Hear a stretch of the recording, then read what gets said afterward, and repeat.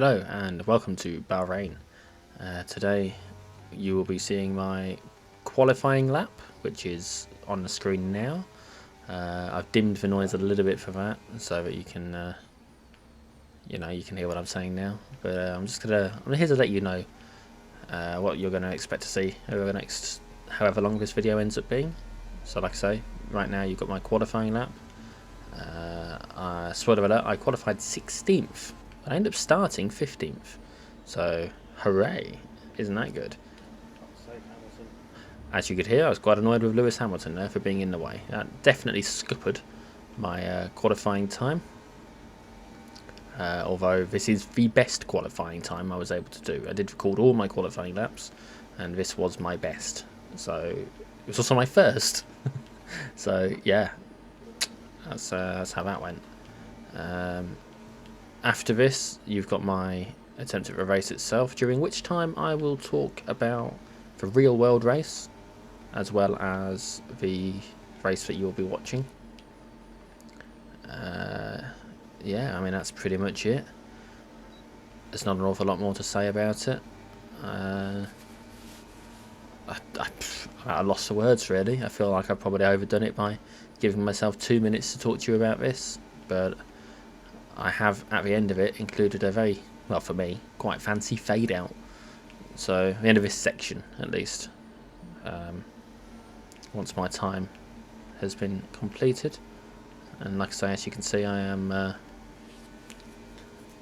coming up to a 125 on this last corner. Technically it's 14 into 15. There we go, there's 15. So 130, I think I just hit a 135. No, 130. I don't even know anymore. I can't even read that. So yeah. Here we go. I know what you can do. Don't let me down. Okay, so it's race day here in Bahrain. We're starting in 15th, engaging in a two-stop strategy. Initial plan A, is a two-stop with 2 sets of softs and 1 set of mediums. We're starting 15th because even though qualifying was 16th place, there were 2 drivers with penalties. This is probably the cleanest I've ever done this first corner. And you know what, we made some good spaces up as well. We're up into a 12th already. Not too shabby. Went better for me here than it did for Lance Stroll and was it Hulkenberg? I've got it written. Yeah, Hulkenberg. In the main event that actually took place yesterday. It was earlier today for me, but yesterday for anyone watching this on upload day. Oh, a nice overtake there, if I do say so myself. I'm surprised that there's people on medium tyres. That does seem like a silly thing for them to do, but I'm not going to question it. Key thing is to stay within DRS range of Perez, which does not look very likely at the moment, but it's important to remember I'm in a Williams. You know, I'm not in a Red Bull, I'm not in a Mercedes, I'm not in a Ferrari, I'm in a Williams. So getting points at all is going to be impressive, I would say. I don't expect by any stretch of the imagination to win the championship. And maybe if I do this again another year, we'll see what happens, and you know, I don't know, we'll work out what's going on. As if he's going to overtake me. He can't even hold off for... Oh, he did a Hulkenberg to me. He tried to Hulkenberg me. Oh, the little bastard. The cheeky little shit. How's the car holding up? Yeah, that's good, that's good. It doesn't help, I actually added an extra half a lap of fuel to the car, because I am not the most reliable when it comes to fuel saving. Oh no, not Zhou Guan Yu. Not Zhou Guan Yu, that's a shame. Oh well. Could be worse. I could really care, but I don't. because I got more important things to think about. So, now that things have started to calm down a bit, I'll just get my hair out my eyes. I need a haircut, really. Now that things have started to calm down a bit, let's have a talk about the race, the real race, the one that took place yesterday, the opening race to the 2024 World Championship, Formula One World Championship. I watched the grid walk, or at least most of the grid walk, and I would say that the thing that I took from that grid walk was that Jeremy Clarkson is not looking too well these days.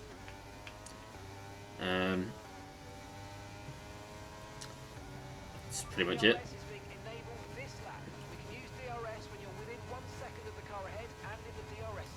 Shut up, Mark.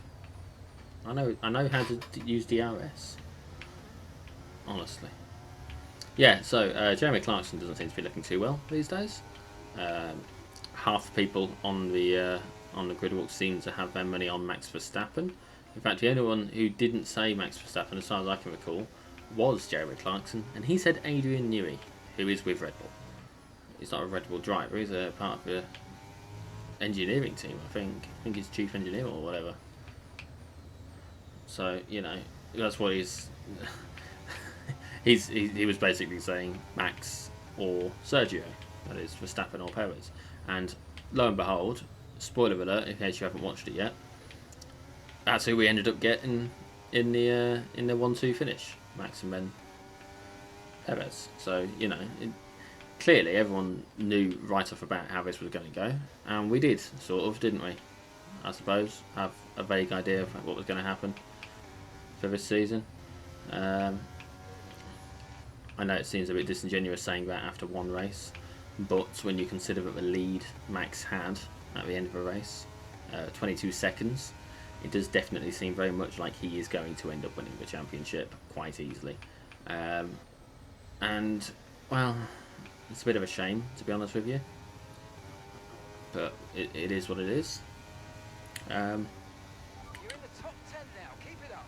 Okay, Alright, Mark, come. teammate by 4.0 seconds. We did have a few interesting battles throughout the race.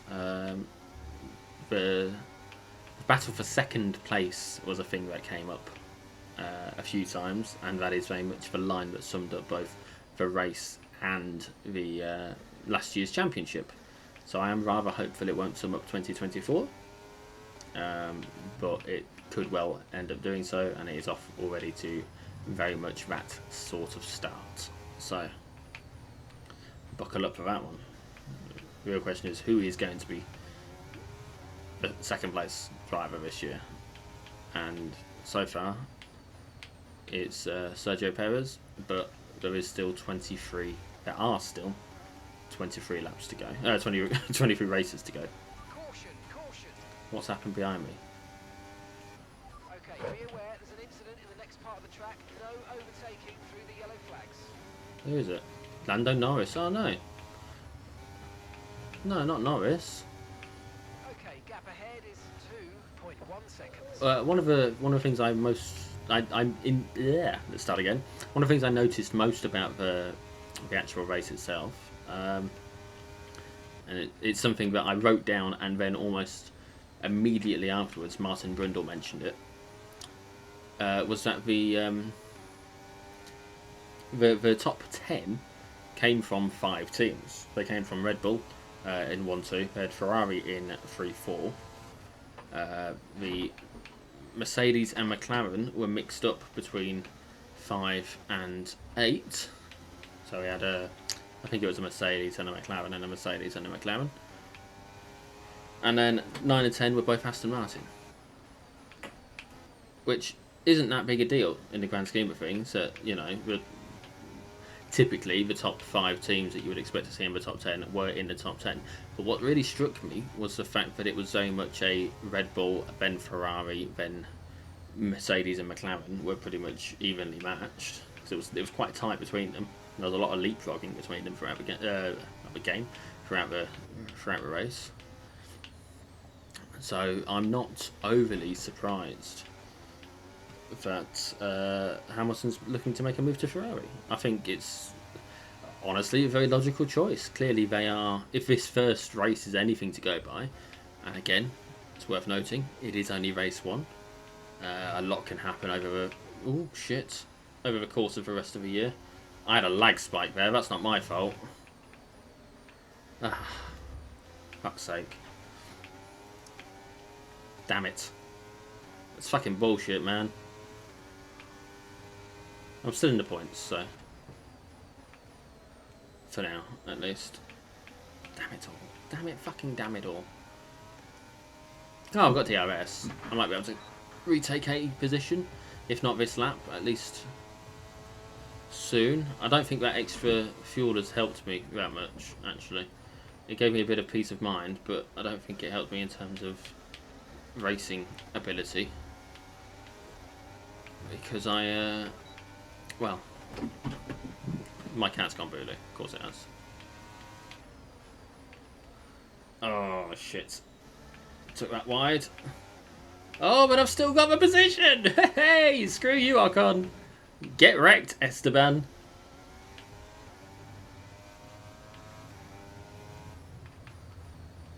Alright, Magnussen did catch me. He was catching me on the corners. On some of the corners. But he doesn't have DRS now. Which means he has a disadvantage. And although I don't have DRS, and Ocon does, I am very much a late breaker, as you have witnessed. This makes a lot of sense for Hamilton is making a move to Ferrari. Ferrari do seem, on the face of it, based on this one race, it's one race out of 24. So a little over 4% of the way through the season. Ferrari looks to be the better team. Just the way it is. We will have to see what happens over the course of a year. There's plenty of time for everything to change. For all we know, I mean, Christ, for all we know, someone could die this year. You know, anything could happen. It's one of those sports where, what is it they said? Anything can and will happen in this sport. So, you know, where's the DRS line? Come on, you can win that place back. I don't know who's got, I think he's, no, I've got the DRS. Lovely. Haha, Ocon. Get wrecked, boy.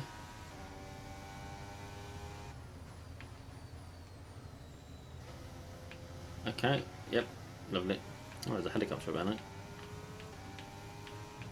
No, don't get distracted by the helicopter, that's how I crashed in Baku. For those of you that can remember, when I did the Baku track and crashed out, I was spending a lot of time looking at the helicopter. In terms of the cars themselves, it looked like Alonso was struggling a bit with the car. Early half of the race, he was losing a lot of positions. We had Leclerc. I hate saying that name. Charlie Boy was losing quite a few positions. He wasn't losing the positions. He kept going off the track. He kept locking up, which is not ideal for him. Sort of the opposite thing you want to do, because you can't be fast off the track. You got to be fast on the track, you know. Mercedes were having issues. Both Hamilton and Russell were reporting problems with the car at some point.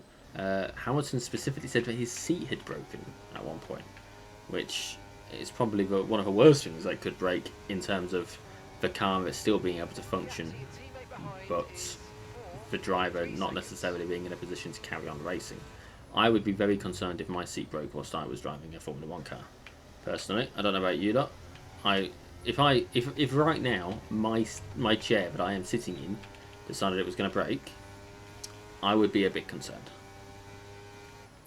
Just the way it is. I would have to stop racing so that I could sort that out. And you know, I'd probably hurt myself. Car would crash in the process. I'd probably hurt myself for real, is the key thing. Like, I would fall off the chair, most likely. Because that's what happens when chairs break, is you fall off them. I lost a bit of time there. Which is not ideal, because it means I don't have a DRS down here. Well, I should think, unless something truly drastic happens, I'm probably still going to end up in the points this race. because I am managing reasonably well. I'm 4 seconds ahead of my teammate, which means that I am better than my teammate for this race. It does suggest that maybe I picked a decent team for me to join. You know, if I'm hanging around the 9, 10, well, the 8, 9, 10 mark, that's indicative of skill as well as car quality, right? I mean, anyone can, maybe not anyone. If I was driving a Red Bull right now, I should think I would be top 4, right? Maybe top 2. I wouldn't necessarily be winning it, but I would be doing well enough that we wouldn't be watching the back of Magnussen, most likely. Not that we're doing much watching at this point, you know. But no, I found the race to be, in the grand scheme of things, quite dull. The most exciting thing that happened, as far as I was concerned, the most exciting things that happened, as far as I'm concerned, were the spin for Lance Stroll in corner 1, and the uncertainty about what was going on with Logan Sargent, who, I can't remember what lap number it was, I can't remember if I wrote it down, so I'm just going to get around this corner and then have a little look. Nope, I didn't write it down. But Logan Sargent deciding he was going to park up after corner 4. Or was it corner 3? When we get round to it again, I'll tell you. I think it's corner 4. He parked up for a little while and didn't really do an awful lot of anything. It looked like he'd locked up, went off into the runoff area for his own safety.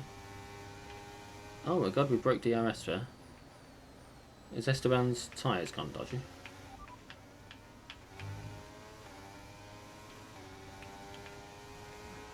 Oh no, I've broken a radio. Okay, keep the car ahead under pressure. They might make a mistake. Gap is only 2 seconds now. Ocon's behind you. Okay, they're on old softs. Okay, we think they've got 2 stops remaining. 2 stops remaining. Your last lap time was a 1:38.2. I've still broken DRS, but it's just annoying that he, you know.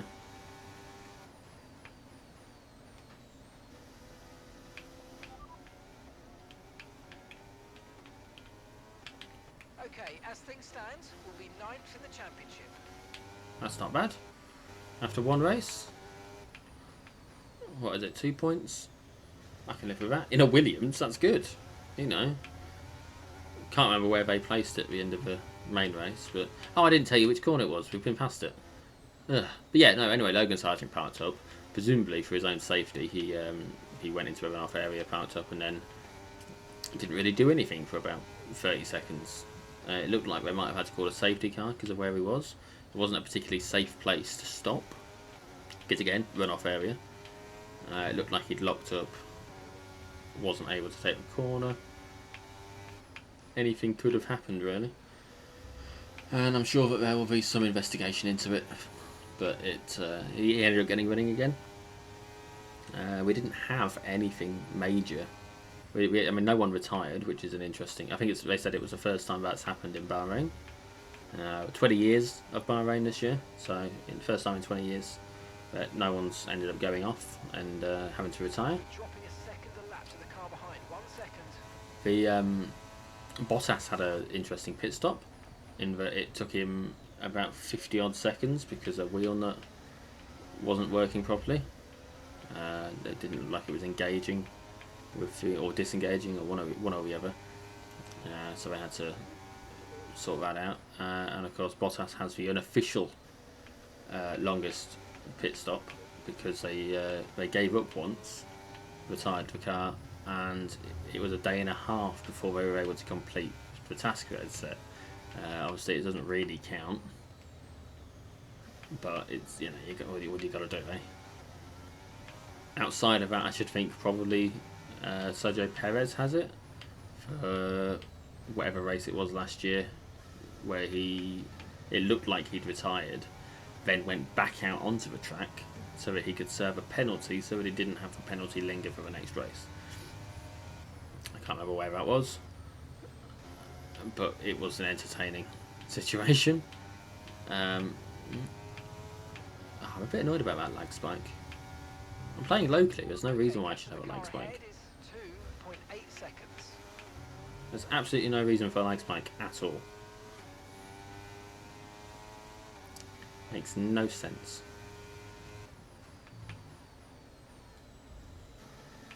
How are our tyres looking? Okay, we're about a quarter of the way there.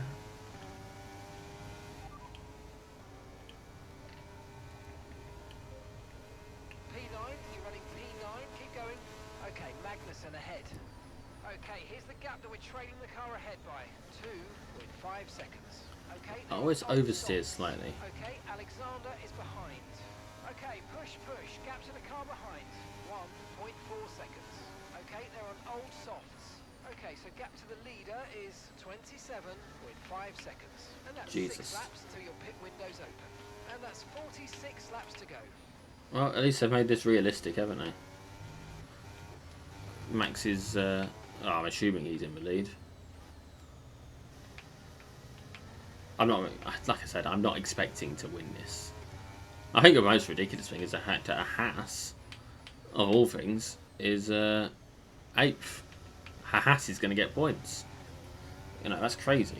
That's crazy talking.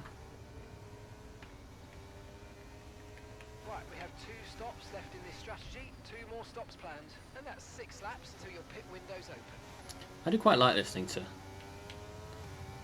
Mark, but you know, it's one of them things where sometimes what he's talking about is pointless bullshit, and other times it's quite helpful. Okay, so we're leading our teammate by 0.7 seconds. Okay, they're on old softs. They're in 10th place. The time last lap was a 1 minute 40.1. Ha! Slower than me. Oh, crikey, I want to get the tired. Because that's the thing. It's very. It does make me drowsy watching this and doing this, and that's because it is an awful lot of doing the same stuff over and over and over, which is fine in the grand scheme of things. This is the corner where he went off. Rather than going round the corner, he decided he was going to go straight over. So, a bit like if you tried to jump around a bit. Okay, keep an eye on that gap ahead, please. 1.9 seconds. I was really disappointed because I was managing that. I was managing to hold him off. He wasn't able to overtake me.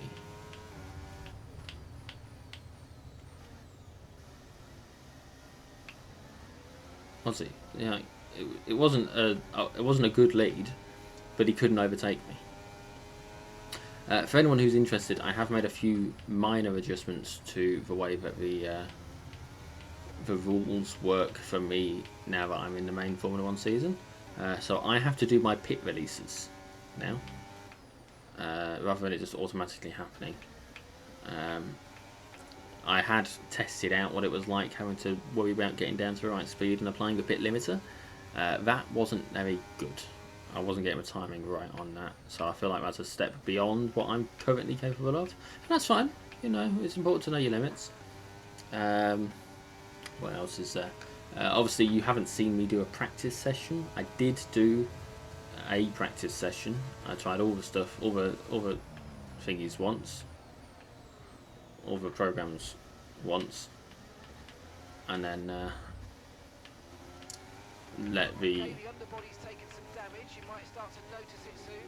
Well, tell Alex not to try and fucking kill me then. Honestly. I'm adamant I had that position.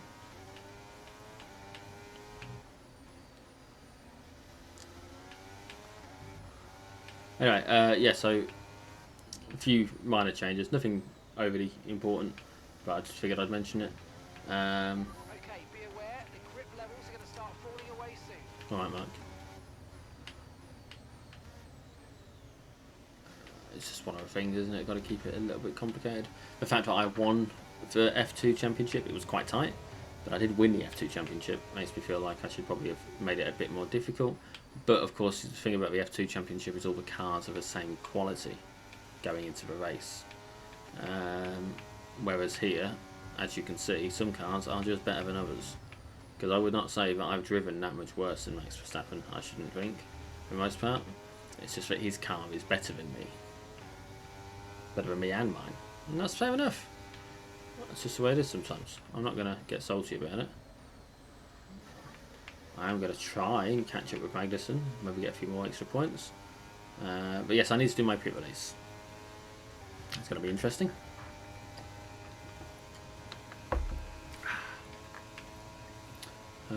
I will have a look on the next major straight as to whether I did anything, wrote anything else down that I wanted to talk about here. Alonso, Mercedes, Bottas. No, that was that's pretty much everything. So that's how much of it, that's how interesting the race was. I managed to cover everything that I felt was worth talking about in the course of 15 laps, taking into account that I've also talked about, Okay, car behind, you know, 1.5 seconds. talked about this race as it's happening as well. So it wasn't an overly interesting race. It wasn't overly exciting. I had been looking forward to it greatly, and sadly it let me down a little bit. But I mean, I should have known right off the bat what was going to happen, because that's what happens, isn't it? With Okay, we think the underbody's incurred some slight damage, but nothing too serious at the moment. Just be careful. I wish anyone who watched it last year should have known, or anyone who's followed it at all really, should have known that Max Verstappen was probably going to win it. I should have bet money on it, to be honest with you. But the trouble is, every time I think about betting money on Formula 1, the person I bet on ends up crashing out. And as much as I'd love to see someone other than Max Verstappen win it as a result of my betting on him, I don't really think that's how it should go. Because what I'd end up doing is I'd be putting a ridiculous amount of money on him, probably more than I can justify spending, Okay, we're approaching the for the sake of getting a marginal payout, and then he'll end up crashing and I'll have no fucking money, and then I won't be able to feed myself or my child for a month, which would not be good. I don't know about you, but I'd rather not accidentally starve me and my child because of Max Verstappen crashing out of a race. Oh, itchy eye. There we go. So that's not going to happen. I'm not going to bet on it, I don't think. Not this year. I did consider betting on him to win the championship back when the last one ended, but the trouble is, he had the odds were 500 to 1 or 50 to 1, or well, either way, it wasn't really worth doing. You know, I shouldn't think the odds are much better now. They're probably quite a bit worse. Information on Sainz. They've got an issue with their car. They're going to be slow. Where is Sainz? I don't know where Sainz is. That doesn't help me, Mark. What position is he?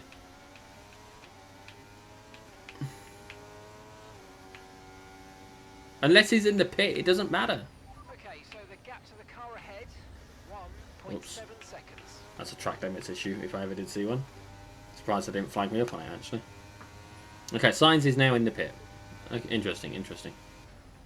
What's he changing onto? Onto the hards. Okay, he's going to get out of the pit before I get down there. That's fine. But if he's struggling... Gap to your teammate behind is 5.9 seconds. Oh, Albon did, it seems, suffer some serious damage when he decided he was going to slam into the side of it, didn't he? Which is not good for him.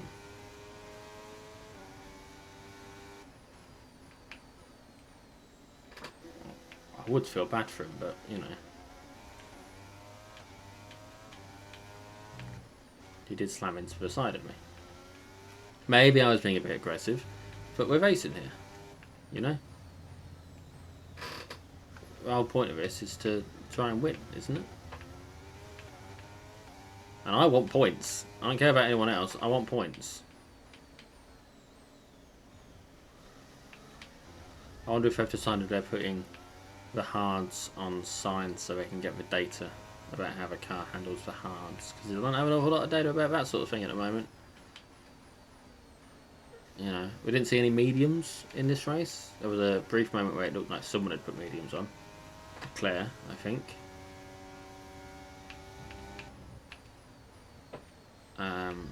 But yeah, it was a bit of a gaffe. These things happen, of course, in live sports. Can't control everything. Not every factor is controllable. Oh look, I'm gaining a position thanks to a pit stop. Okay, the pit window's open, so let's box this lap. Box this lap. This lap? Are you sure?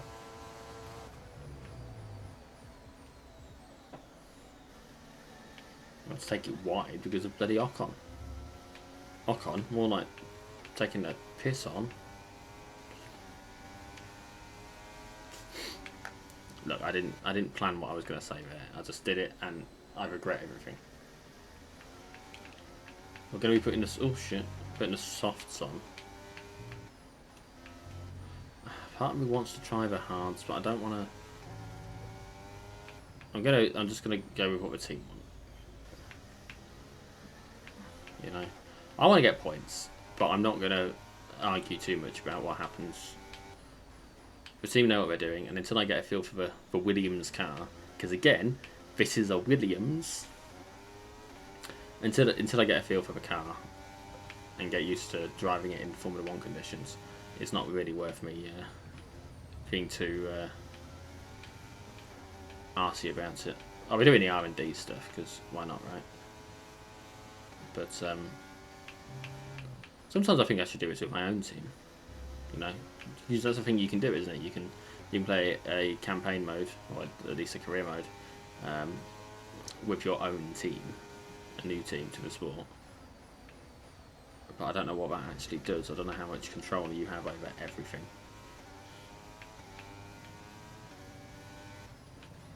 Right, slow me right down. Need to get ready to turn in, so I'm going to take a swig of my drink.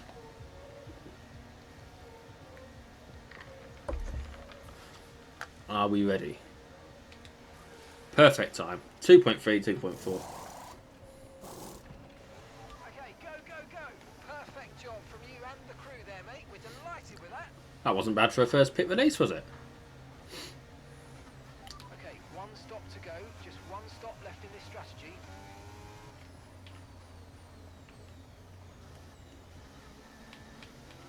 There'll be people who haven't pit stopped yet. There must be. There's got to be people who haven't pit stopped yet.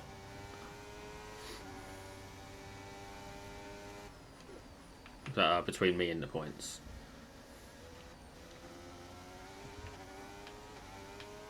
So, and once they change onto, say, mediums or whatever, like Magnussen's on mediums right now, which means he is inherently going to be slower than me. It's just the way it works. So I've got a bit of time to catch up with him. Maybe overtake him. I mean, I've gained 0.7.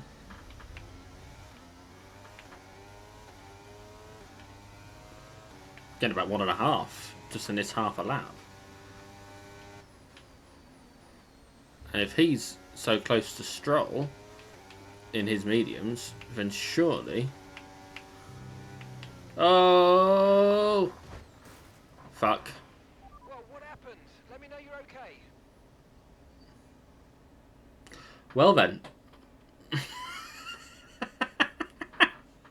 Oh, it was going so reasonably well. Just a little bit of oversteer, couldn't correct it.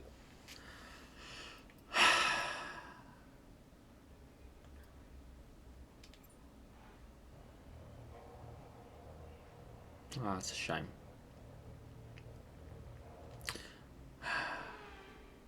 That's a fantastic team effort then to secure victory. Yeah. The drivers. That's, I mean, none of that is unexpected, is it? Ah, well, that is a shame. I was really hoping to get some points there. I thought I was going to have that. Max Verstappen now leads the drivers' championship. So, God damn it. Anthony Davidson, who would you rank as your driver of the day?